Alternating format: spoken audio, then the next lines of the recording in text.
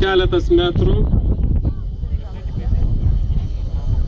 Na, aš manau, kad reikėtų atkreipti dėmesį ir į mūsų Lietuvos kariuomenę, į mūsų inžinerijos dalinius, kurie taip šauniai dirba šiandien.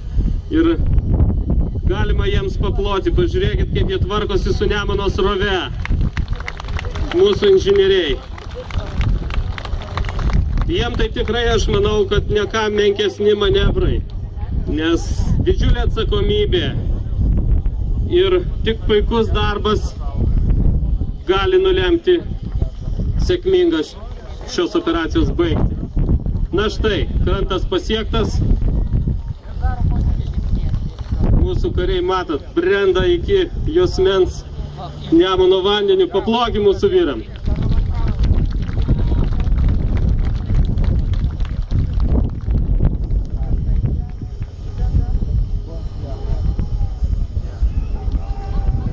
Kaip matot, kariai reikia, tegyvuoja imperatorius.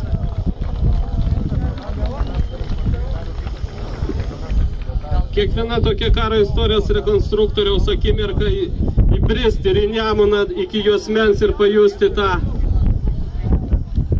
Nemuno vandenį. Aš manau, jie ilgam šitą prisimins. Tai irgi įvykis.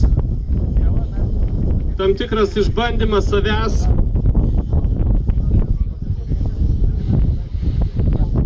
Įdomi patirtis.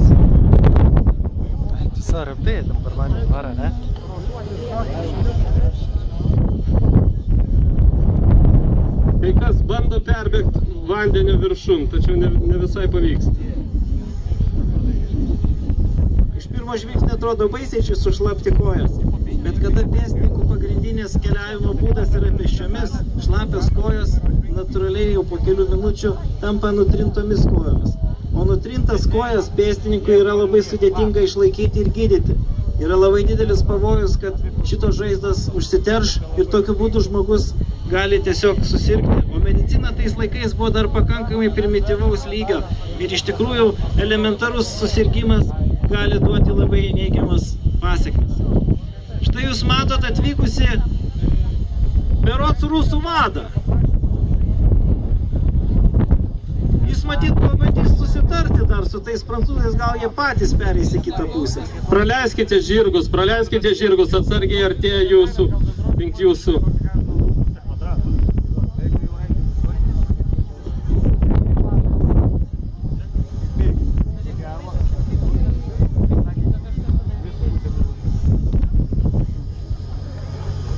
Čia koks balans, matėjai?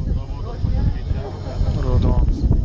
Matau, ką reikėtų. Štai žaliom uniformom išsilaipino ir Lietuvos Didžiosios kunigaikštystės artileristai.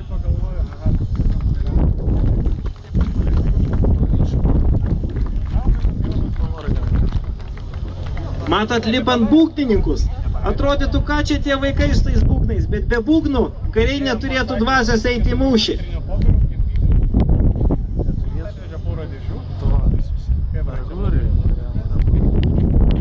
Lietuvos artileristai apsivilkė Lietuvos Didžiosios kunigaikštystės artilerijos korpuso uniformom. Paplokim jiems!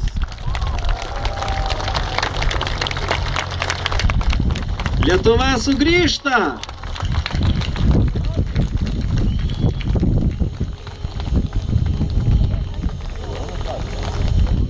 Šiuo metu iš pontono lipa sekantis lietuvių artileristai.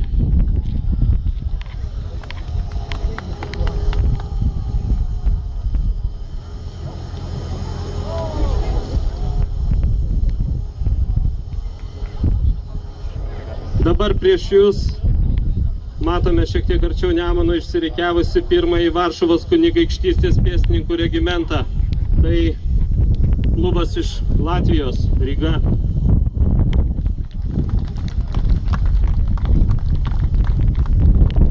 Na, o pats pirmasis iš šio pontono išsilaipino legionas Vysla iš Varšuvos, Lenkija. Na ir jūs sveikina Prancūzijos kariuomenės vadas, vienas žinomiausių rekonstruktorių, profesorius Sokolovas ant juodo žirgo.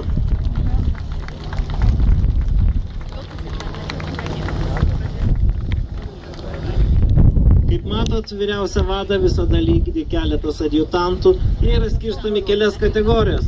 Tai yra generaliniai adjutantai, tie, kurie turi teisę vado vardu duoti įsakymus kitiems vadams. Taip pat yra vadinamieji fligelio adjutantai, kurie vykdo mažesnius pavedimus. Nuo šitų žmonių, nesant mobilių telefonų ir laidinio ryšio, priklausė kariuomenės ryšiai. Tai buvo nepaprastai svarbi ir labai pavojinga tarnyba, kadangi nepaisant situacijos reikėdavo savo darbą padaryti. Kaip matot, kariai rikiuojasi, dvasia kelia šūksnis tegyvuoja imperatorius. Jie rikiuojasi tam, kad jeigu būtų staigus kontrpuolimas, jie galėtų ryžtingai atremti jį. Taip pat norėtųsi keletą žodžių tarti ir apie profesorių Olegą Sokolovą, kuris šiuo metu ant žirgo vadovauja ir rikiuoja prancūzų kariuomenės dalinius. Šis žmogus yra istorikas, karo istorijos specialistas, būtent Prancūzijos karo istorijos specialistas,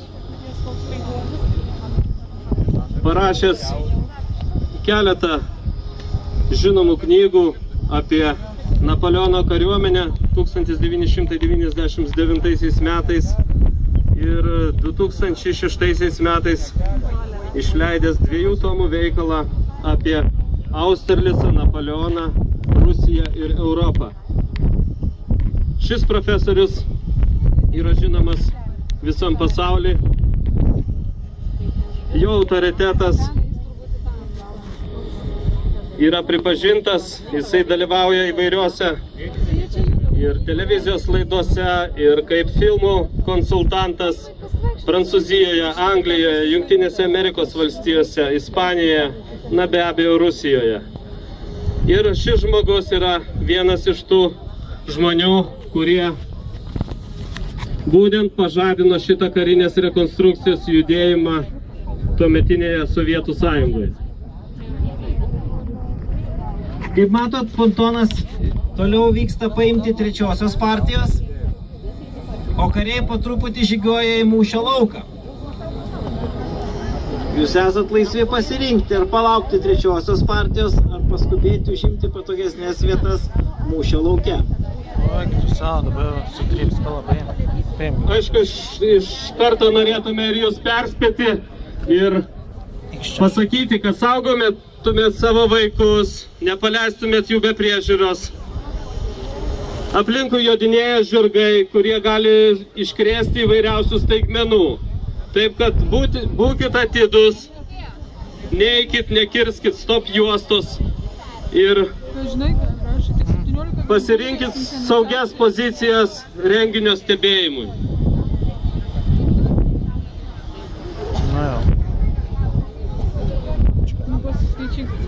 Taigi dar